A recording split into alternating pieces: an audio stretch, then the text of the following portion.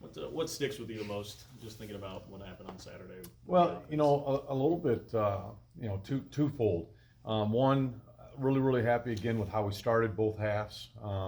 Really happy with the opportunity to go score 4 out of the first 6 times we had the football. But in this league, and really any time that it's going to possibly be a higher scoring game, field goals don't generally win you games. We needed to score touchdowns in the red zone, and that gives us 8 more points if we score 2 touchdowns rather than 2 field goals on 2 of the first 4 scores. And touchdowns is what we're going to keep preaching, and we've done a nice job scoring in the red zone, but again, we'd rather have a touchdown than a field goal. How tough is it making it on you as a play caller when the running game just isn't getting going as well as it had earlier? I feel like we've still tried to stay true to we've got to make them defend it, and we've done a nice job of keeping the ball and winning the time of possession. But it does make it harder to get some of your play action shots and that type of stuff if you don't feel like you're forcing the safeties to come be run fit guys. Is Tech's defense like anybody's you've seen so far this year, or what are they like in general? They'll probably play a little bit more what I would call a 3-3 stack, where they've got their 3 linebackers stacked right over top of the D linemen. Number 6 and number 1 are both big, thick dudes that really run well. And then their D line in general are thicker, stronger dudes that can run.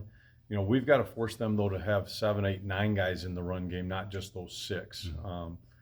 They do play quite a bit of odd front, which is the 3 down stuff, but they'll also get into some 4 down if we're in 12 or 22 personnel. Texas Tech has given up 62 plays at 20-plus yards this season, which is second most in the FBS. Does that entice you guys to maybe throw the ball a little bit more? Yes, but we also got to make sure we try to, which we always will, establish the run first. That being said, first play of the game last week, you throw the ball down the field for a big score, and so we've got to come out and be aggressive. But I think we still got to try to hang our hat on who we want to be, and that's run the ball and then still take some shots. In a general sense, would you ever go into a game thinking, I want to throw on passing downs, run on running downs, and then see how it plays out, or do you wait till the game starts to decide that? There's definitely times where you definitely say, I know they're going to do this, so we have to quote mix it up on them. But then as the game rolls, you look last week a little bit at TCU, and you say, even when they pretty well knew they were going to run the ball, they had opportunities and they still ran the ball.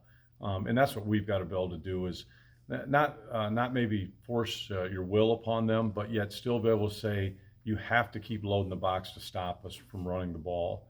And now that being said, when they do that, we've got to make big plays. We got to get more. They've given up a lot, but we haven't gotten the number that we need to get, and we need to make some more big plays. James seemed rather optimistic about playing this weekend on Tuesday. Has he been involved in practice this week? Yeah, he has, and to be honest with you, he's obviously every week been trying to get himself in a position to play, and I feel like he's closer right now than he was the last 2 weeks, definitely. So I anticipate him playing and being more full speed. How much has attrition reduced your margin for error this season? Well, I think it always comes down to, as you grind out the season, and unfortunately our bye weeks were so early, when now you're 7 games in a row, and obviously we've got 2 more in that 7, you start having where depth becomes a big key to being successful, is that next guy up being able to still execute at the level that you need to. You just brought up how good you're feeling about James compared to previous weeks. Is that the same you feel about Jordan? Jordan, both those guys this week I feel like have been much closer when Monday, Tuesday, and Wednesday practices have gone than they have been the previous 2 or 3 weeks. How scary was the hit on Skylar just when it happened, and just like not knowing how long he might be out? I know he came back one play later. I mean, as it was going on and it happened, I didn't know if it would be a concussion type deal or a shoulder type deal, just because as he was going down and where the hit was coming from, you're never real sure. The one good thing about him is as soon as he got back over to the sideline, right away the coach was talking to him. We're like, no, coach, he'll be all right. He's ready to go. Now, if it were to be that he's not, we had great confidence that Nick would go in and run the show. And the first play actually when Nick was in, it was like an 11-yard gain. And I think the O-line in that setting are saying, that's all right. We want our guy back there, but somebody else got to kind of pick up the mantle and play. So I think we'd have been fine. How close did you feel like that last interception he threw was to being the go-ahead touchdown? It was definitely where I felt like as Dalton was taking off from his little stop and go, there was space being created. you still got to throw a really, really good ball in those settings because obviously their DB, it was a DB, more of a corner type guy rather than a linebacker. His ability to retrace and go attack the ball, he did a nice job making a play. Obviously when it's in the air, you're feeling like, hey, we got a fighting chance, and I'm all in for giving Dalton 50-50 balls and letting him go make a play because he's done a great job his whole career here doing those things. You hear stories about backups in the NFL at quarterback getting literally 0 reps during a week. How much work does a guy like Jaron or Nick get during a week in your offense? Obviously, Skylar gets most of the Right. reps, but those guys are probably going to get 40% of the reps. Now, sometimes those are split between each other. So, if in a general time we're going, it changes a little bit depending on if it's in red zone or third down and what looks we feel like Skylar needs to get. But those guys are getting enough that I think they definitely know the scheme and know why we're trying to run what we're running in those situations. Senior day is coming up. I'm kind of doing a story on Dalton Schoen and just his value to this program.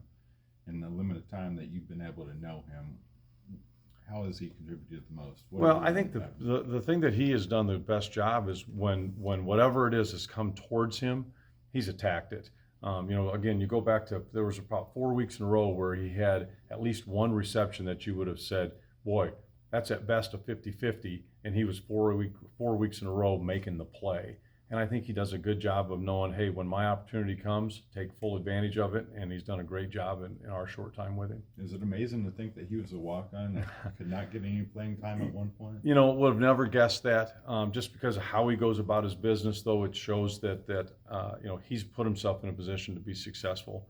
Because he's a guy that, every night after practice, he's out there. He's still one of the last guys coming off that practice field. And I'm sure part of it is the practice numbers are waning now and dwindling down. And I'm sure that it will finally hit him some point where he says, hey, I'm not going back out on the field to practice each day. And that'll be a change for him because at some point, 4 or 5 years into it, that final day comes. But he's been tremendous for us. Anything else? You anticipate having Joaquin Yes. back this Saturday? Yeah. What has Landry done to kind of run a bigger role in the offense recently? Well, it's he's done a phenomenal job all year long on special teams. So I think everybody trusts him, and that's a big deal. Is when your quarterback trusts you. As an example, in the second drive, he had a huge catch last week, and that's just straight quarterback saying the guy's maybe not open, but I believe him. I believe in him. If I give him a ball that he's got a chance to make a play on, he's going to make that play, and he's done those things. So.